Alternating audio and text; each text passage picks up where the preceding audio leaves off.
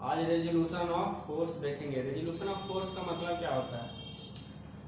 दो भाग में विभाजित करना, बलों का वियोजन, वियोजन या विभाजन। रेजोल्यूशन ऑफ फोर्सेस कहता है कि फोर्स को, कोई एक सिंगल फोर्स है उसको एक से अधिक भाग में उसको कैसे हम लोग डिवाइड करेंगे बिना उसके इफेक्ट को चेंज किए हुए। जो फोर्स का जो इफेक्ट है वो उसको सेम रखते हुए उसको एक से ज्यादा भाग में हम लोग कैसे डिवाइड करेंगे।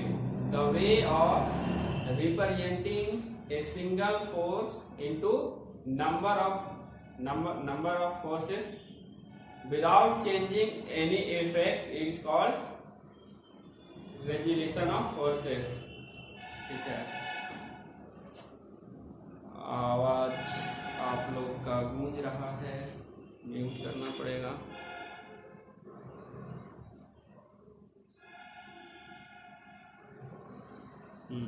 ठीक है, तो सपोज दैट एक सिंगल फोर्स है। रेजोल्यूशन ऑफ फोर्स क्या बताए थे कि the way of representing a single force into number of forces without changing its effect is called resolution of forces. Suppose that किसी प्लेन में, एक कोई सिंगल प्लेन है, सपोज दैट एक्स वाई एक प्लेन है, इसमें कोई एक बॉडी है बी या ए, कोई बॉडी है, ठीक है, इस पे कोई फोर्स एक्ट कर रहा है एफ, ठीक है, एफ कुछ वैल्यू हो सकता है, कोई Newton, suppose that x Newton का फोर्स इस पे एक्ट कर रहा है। तो इसको रेजोल्यूशन का मतलब हुआ, इस फोर्स को रेजोल्यूशन का मतलब हुआ कि इस एफ फोर्स को एक से अधिक भाग में डिवाइड करना है, मगर इस फोर्स का जो इफेक्ट एक्स न्यूटन है बॉडी पे वही रहे। ठीक है, इसी को हम लोग बोलते हैं resolution of forces. Suppose that इसको कोई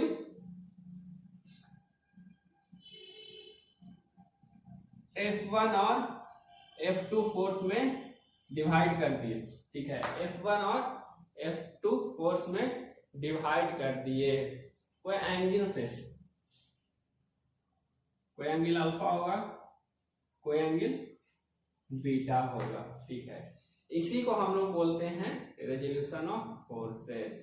अब हम इसके आगे देखेंगे कि अगर हम किसी प्लेन में कोई फोर्स F है उसको F1 और F2 भाग में विभाजित कर रहे हैं, तो ये किस प्रकार से किया जा सकता है। ये विभाजन की जो प्रक्रिया हुई कि हम F फोर्स को F1 और F2 में बदल दिए, दो अलग अलग फोर्सेस में। अब इस F के जगह पे ये F1 और F2 जो फोर्स था, ये इतना ही इफेक्ट, एक्स न्यूटन का इफेक्ट ही F1 और F2 के बराबर लग रहा है। ठीक है ना, मतलब कि जो पहले वाला फोर्स F था, अभी बॉडी पे जितना इफेक्ट डाल रहा था, ये दोनों फोर्स मिलके भी उतना ही इफेक्ट डालेगा, तभी ना होगा। ये F को दो भाग में विभाजित कर देना, एक से ज्यादा भाग में विभाजित कर देना, इसी को हम लोग बोलते हैं रेजोल्यूशन ऑफ फोर्सेस।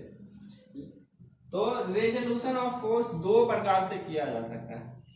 ठीक है, रेजोल्यूशन ऑफ फोर्सेस दो प्रकार से किया जा सकता है। पहला,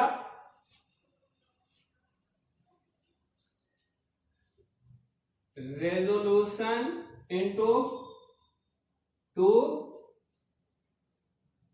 म्यूचुअली परपेंडिकुलर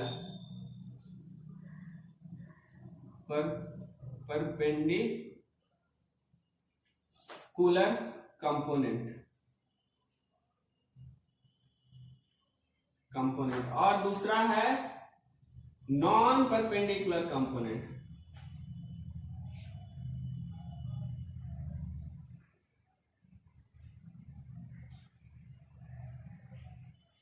मतलब किसी भी फोर्स को हम लोग दो प्रकार से रिजॉल्व कर सकते हैं उसको।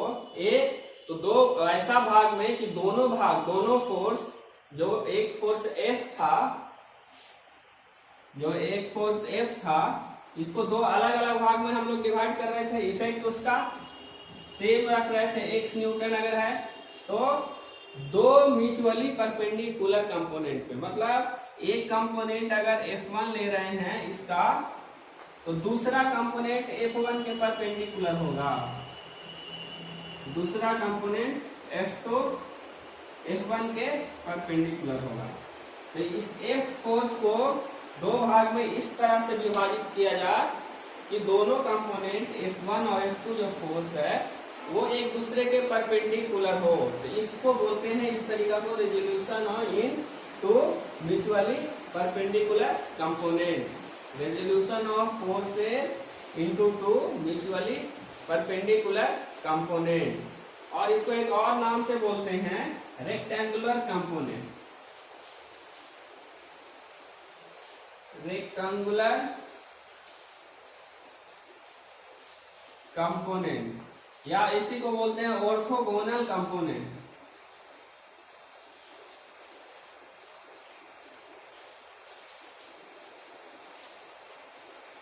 इसी का दो अलग अलग नाम है, सेम चीज है, नाम खाली अलग अलग है। अगर हमको क्वेश्चन में बोल देगा कि कोई फोर्स F है, उसको रेक्टेंगुलर कंपोनेंट में डिवाइड कीजिए या resolve into two, the force F will be resolved into two rectangular component or two orthogonal component, same procedure, यही तरीका सेम, खाली नाम अलग अलग है, ठीक है ना। तो फोर्स को रिजॉल्व करने का सबसे सिंपल तरीका, सबसे पहला म्यूचुअली परपेंडिकुलर कंपोनेंट में हम लोग डिवाइड कर सकते हैं इसको। अब डिवाइड करेंगे तो कुछ एंगल आएगा इसका थीटा, ये कुछ एंगल आएगा 90 डिग्री एंगल है तो 90 माइनस थीटा, इस तरह से आ सकता है। अगर ये एंगल हमको मालूम है कि F1 फोर्स से कोई थीटा एंगल पे एक है तो दूसरा कितना 90 माइनस थीटा पे होगा। किस केस में? जब आपका रेक्टेंगुलर कंपोनेंट रहेगा या resolve into two mutually perpendicular component में तब। आप देखेंगे इसका वैल्यू F1 और F2 का कितना होगा, इसका वैल्यू कैसे निकालेंगे। सपोज दैट F का वैल्यू x न्यूटन दिया हुआ है तो इसका वैल्यू कितना होगा वो देखेंगे जब म्यूचुअली परपेंडिकुलर।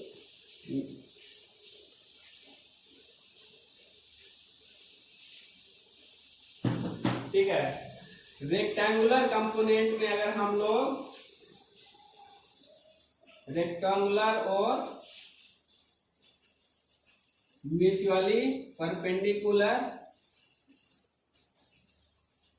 कंपोनेंट में अगर फोर्स को हम लोग रिजॉल्व करते हैं तो उसका वैल्यू क्या क्या आएगा। ठीक है, कोई फोर्स F है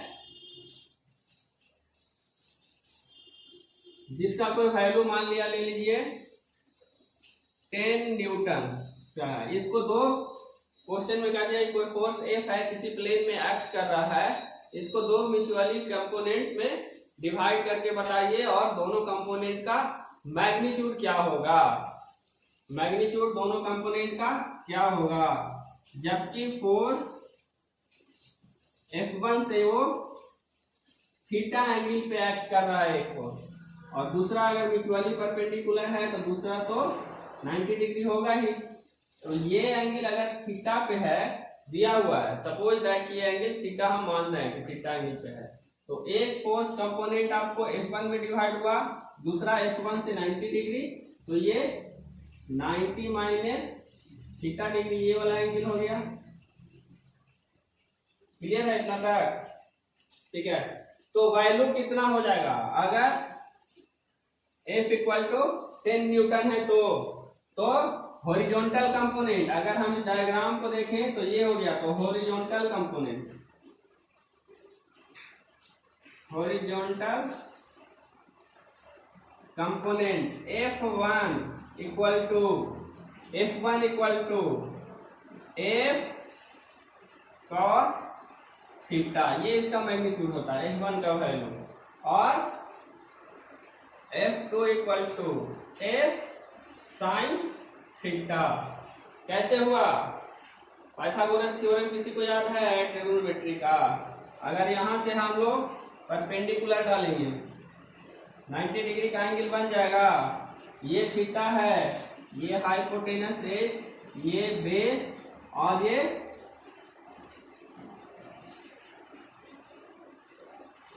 जेड। ठीक है, अब राइट एंगल ट्रायंगल में अगर थीटा दिया हुआ है तो ये क्या हो जाएगा, ये cos थीटा इक्वल टू क्या हो जाएगा, cos theta equal to B Y Z लिख सकते हैं, बी वाई जेड। तो बी इक्वल टू क्या हो जाएगा, B equal to Z cos theta लिख सकते हैं। अब जेड की जगह पे क्या था, एफ था, एफ आ गया, एफ cos थीटा, ये वाला थीटा की जगह पे cos थीटा, तो इस तरह से निकल जाएगा। सिमिलरली इसमें भी अगर यहाँ से परपेंडिकुलर डालते हैं तो ये 90 डिग्री का एंगल हो जाएगा। तो अगेन ये वाला आपका बी हो जाएगा, ये हाइट हो जाएगा, तो अगेन जेड cos थीटा, मगर यहाँ पे थीटा की जगह पे क्या है, थीटा की जगह पे क्या है, cos 90 माइनस थीटा, तो अब क्या हो जाएगा, equal to Z sine theta हो जाएगा। cos 90 minus theta sine theta होता है, इक्वल टू हो जाएगा। तो यही, और ये F क्या था, ये F2 था आपका, तो F2 equal to F sine theta. इस तरह से रेक्टेंगुलर कंपोनेंट में हम फोर्स को रिजॉल्व कर सकते हैं। तो रेजोल्यूशन ऑफ फोर्सेस बताता है कि कोई अगर फोर्स F है उसको दो म्यूचुअली परपेंडिकुलर कंपोनेंट में होना चाहिए। कोई जरूरी नहीं है कि ये फोर्स हॉरिजॉन्टल हो, ठीक है ना, कोई जरूरी नहीं है कि फोर्स हॉरिजॉन्टल ही हो, दोनों, एक हॉरिजॉन्टल और एक वर्टिकल ही हो, परपेंडिकुलर होना जरूरी है। सपोज अगर यही फोर्स इस तरह से रहता F1 और एक कंपोनेंट हम ऐसे लेते F1, हॉरिजॉन्टल है नहीं ना, हॉरिजॉन्टल है, मगर कोई एंगल थीटा रहता, मगर इसी को बोलता कि म्यूचुअली F को दो म्यूचुअली परपेंडिकुलर कंपोनेंट में डिवाइड कीजिए। एक फोर्स F1 है जो थीटा एंगल पे है, तो दूसरा यहाँ से 90 डिग्री एंगल पे होता। अगर म्यूचुअली परपेंडिकुलर या रेक्टेंगुलर कंपोनेंट में इसको डिवाइड करने के लिए बोलेगा तो ये अगेन F2 हो जाएगा, क्योंकि F1 से 90 डिग्री, इस तरह से भी रह सकता है, सेम प्रोसीजर। इसमें भी यही F1 इक्वल टू एक थीटा है, तो F1 equal to F sine F cos theta और F2 equal to F sine theta, ठीक है। ये वैल्यू इस तरह से रिजॉल्व करेंगे। अगर F1 का F का वैल्यू मालूम है और थीटा का वैल्यू मालूम है कितना एंगल से है, तो ये F1 का वैल्यू मालूम चल सकता है। F1 की जगह पे जो वैल्यू रहेगा वो F दे देंगे और थीटा का जो वैल्यू रहेगा वो इसमें पुट करके कैलकुलेटर से कैलकुलेट कर लेंगे, ठीक है। अगर सिंपल एंगल रहेगा 30, 60, 90 तो डायरेक्टली कैलकुलेट कर सकते हैं, और अगर एंगल सिंपल नहीं रहेगा, मान लिया 9 degree, 10 degree, 18 degree, 28 degree, 68 degree, 88 degree, इस तरह से कुछ एंगल रहेगा 85 डिग्री, तो उसका वैल्यू नोन नहीं होता है। कंप्यूटर कैलकुलेटर से हम लोग डालेंगे, वैल्यू पुट करेंगे और कैलकुलेट करके कैलकुलेटर से निकाल देंगे, ठीक है ना। आप लोग जितना भी स्टूडेंट होंगे सब कैलकुलेटर ले लीजिएगा। साइंटिफिक कैलकुलेटर आता है 300-400 में आता होगा, वो जरूरत पड़ेगा ही पड़ेगा, तो वो ले लीजिएगा। ये हम लोग फोर्स का संयोजन पढ़ रहे थे म्यूचुअली परपेंडिकुलर कंपोनेंट में। फोर्स को तो डिवाइड कर लिए। अब फोर्स तो ये तो सिंपल केस था, कुछ इसमें अलग नहीं था, सिंपल केस था। अब इसी में एक साइन कन्वेंशन होता है। जब फोर्स का डायरेक्शन चेंज हो जाएगा, ठीक है, फोर्स का जब डायरेक्शन हम लोग को चेंज करना होगा तो साइन कन्वेंशन कैसे लेंगे, या रिजोल्यूशन में और जब कॉम्प्लेक्स सिचुएशन आएगा तो साइन कन्वेंशन हम लोग कैसे लेंगे। तो रिजोल्यूशन ऑफ फोर्सेज, जब किसी भी फोर्स को म्यूचुअली परपेंडिकुलर कंपोनेंट में हम लोग डिवाइड करते हैं तो उसका साइन कन्वेंशन का क्या रूल है, कौन से में पॉजिटिव लेंगे, कौन से में हम लोग साइन नेगेटिव लेंगे। मतलब फोर्स कौन में ऐड होगा, किसमें सब्ट्रैक्ट होगा, या किसमें नेगेटिव वैल्यू आएगा, किसमें पॉजिटिव वैल्यू आएगा, वो हम लोग देखेंगे different cases of resolution of forces, या इसी को हम लोग बोलते हैं साइन कन्वेंशन। साइन कन्वेंशन या cases of different cases of resolution of forces.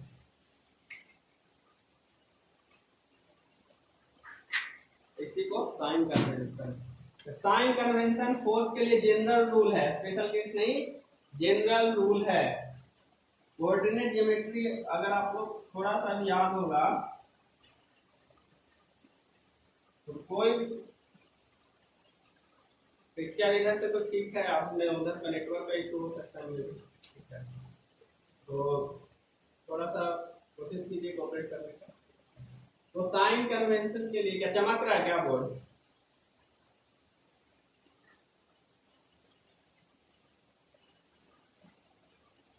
धुंधला दिख रहा है, लाइट तो है यहाँ पे, एक मिनट अभी, हाँ चलो ठीक है। तो साइन कन्वेंशन हम लोग देख रहे थे, sign convention resolution of forces में जब म्यूचुअली परपेंडिकुलर होगा तब, ठीक है। हालांकि यही साइन कन्वेंशन आपका नॉन परपेंडिकुलर आता है तो भी यही कन्वेंशन यूज करते हैं, तो इसको एक बार में समझ लेंगे, ठीक है।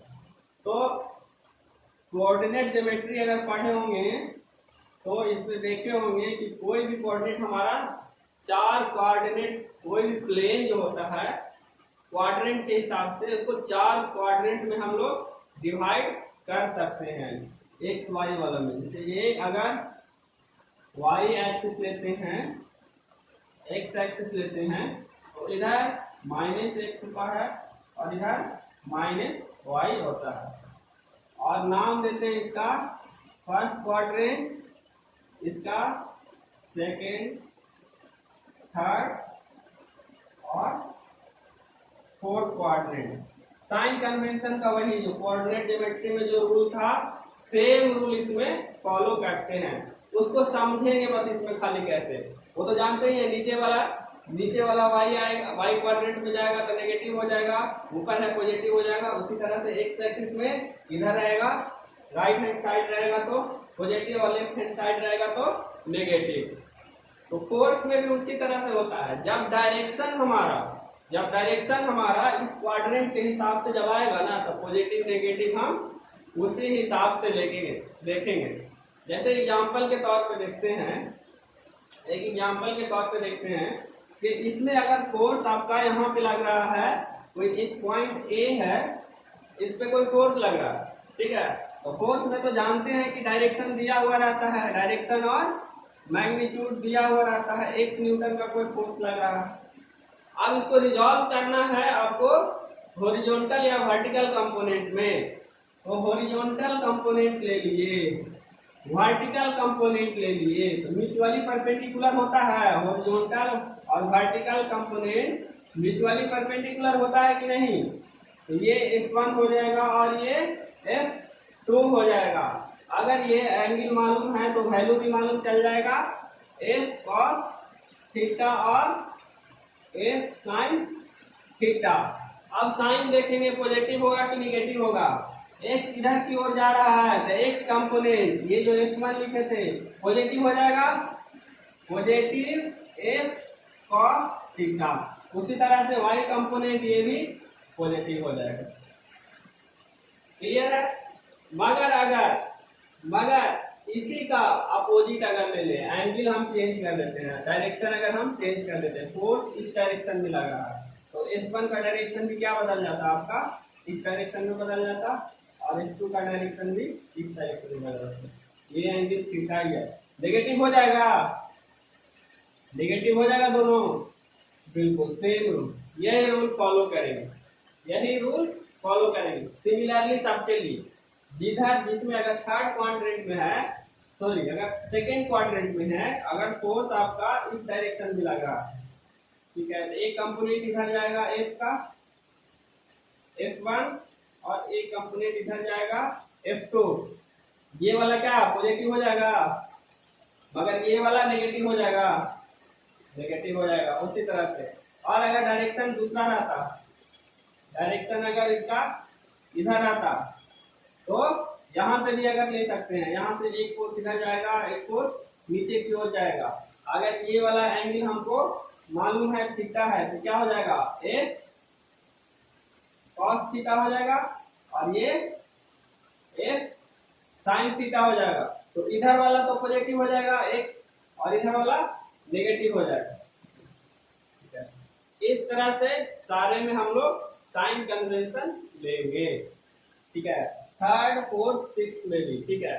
अब मगर एक चीज और देखिए जो कि आगे उपयोग होगा, यहाँ के लिए तो नहीं, मगर जब हम लोग आगे इक्विलिब्रियम देखेंगे और फ्रिक्शन देखेंगे तो उसमें थोड़ा सा यूज आएगा इसका कि फोर्स तो इस डायरेक्शन में हमको लग रहा है, फोर्स इस डायरेक्शन में लग रहा है, मगर अगर अपोजिट डायरेक्शन में सेम फोर्स कितना होगा, तो अगर डायरेक्शन सीधे चेंज कर देंगे 180 डिग्री से, याद रखिएगा, अगर फोर्स का डायरेक्शन 180 डिग्री से चेंज होता है तो साइन पॉजिटिव की जगह पे यहाँ जो इस तरफ नेगेटिव लग रहा था तो पॉजिटिव हो जाएगा, साइन चेंज हो जाता है तो थीटा, ठीक है।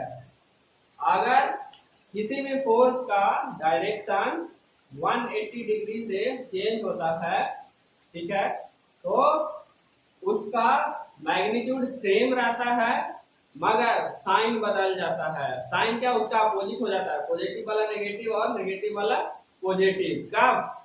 हाँ, कब? जब 180 डिग्री से चेंज होगा, डायरेक्शन फोर्स का जब 180 डिग्री से चेंज होगा, ठीक है। जब 9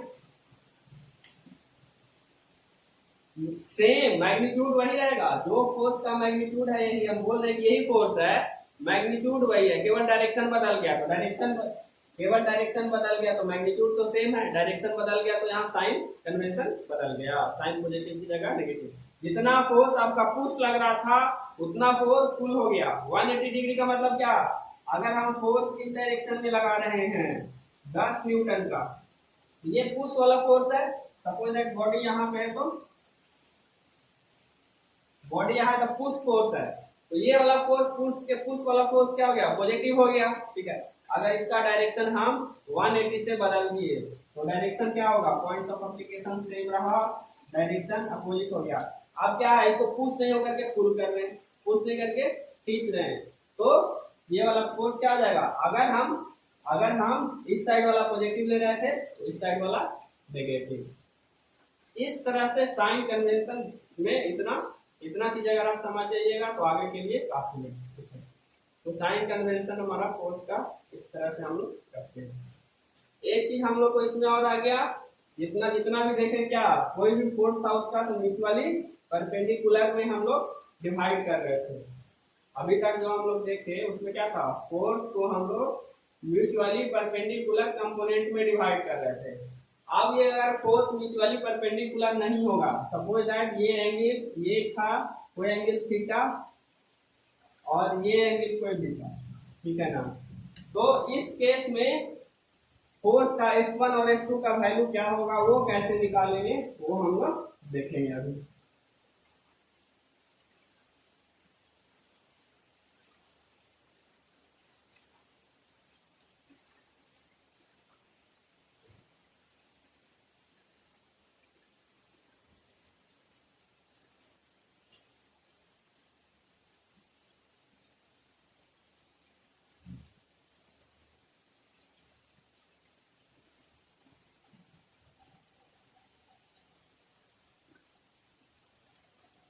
Resolution of forces into non perpendicular component, जो रिजल्ट, हाँ, तो इसमें वैसे लेते हैं, कोई फोर्स है F, ठीक है, एक कंपोनेंट इसका डिवाइड किए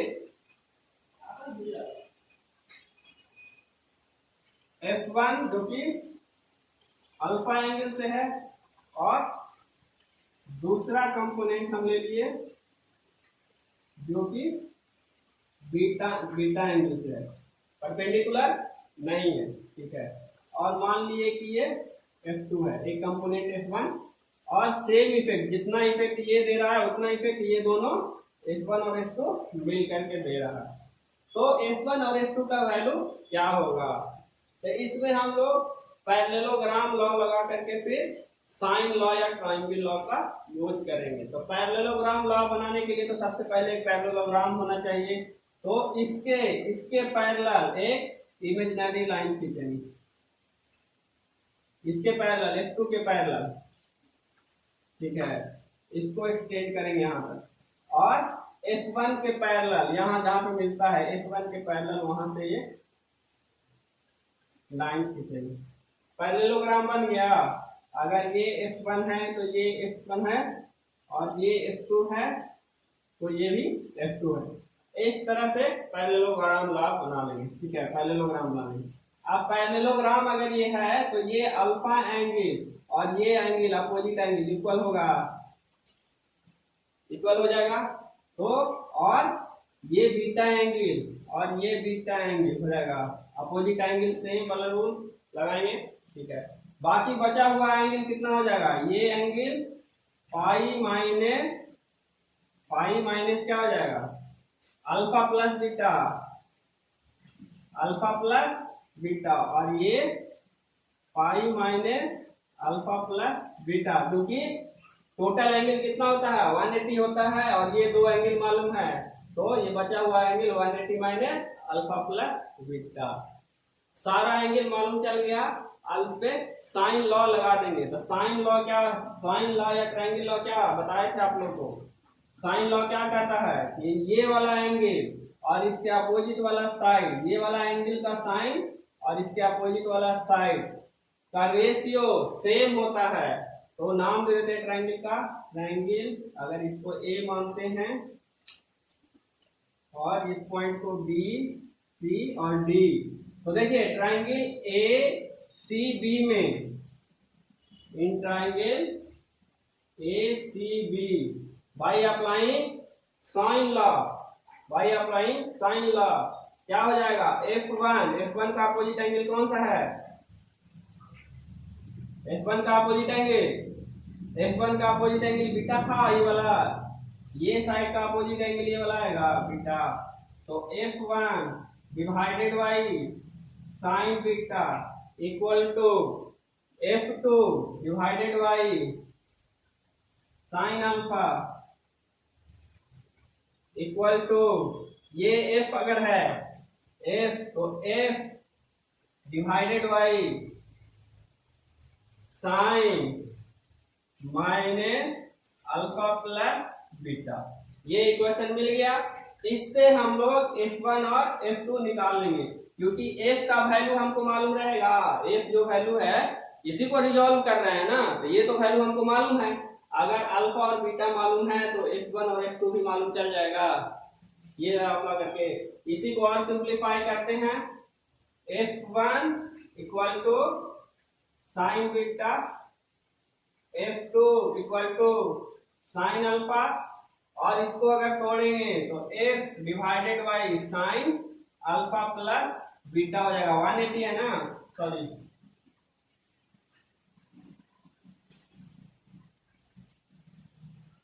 90 नहीं है, पाई है। पाई का वैल्यू क्या होता है, 180 डिग्री होता है पाई का वैल्यू।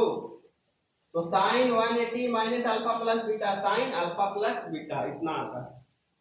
ठीक है, आप देखिए अगर हमको F2 निकालना होगा, अगर हमको F2 निकालना होगा तो ये दोनों इक्वेशन लेंगे, ये दोनों इक्वेशन लेंगे तो F2 क्या हो जाएगा, F2 इक्वल टू साइन इधर क्रॉस मल्टीप्लिकेशन हो जाएगा F इंटू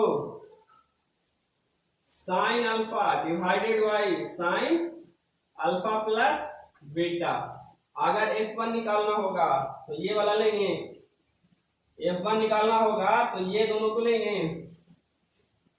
तो F1 equal to F sine alpha divided by sine beta divided by sine alpha plus beta. दोनों का वैल्यू निकल गया, F2 का भी और F1 का भी। मैग्नीट्यूड दोनों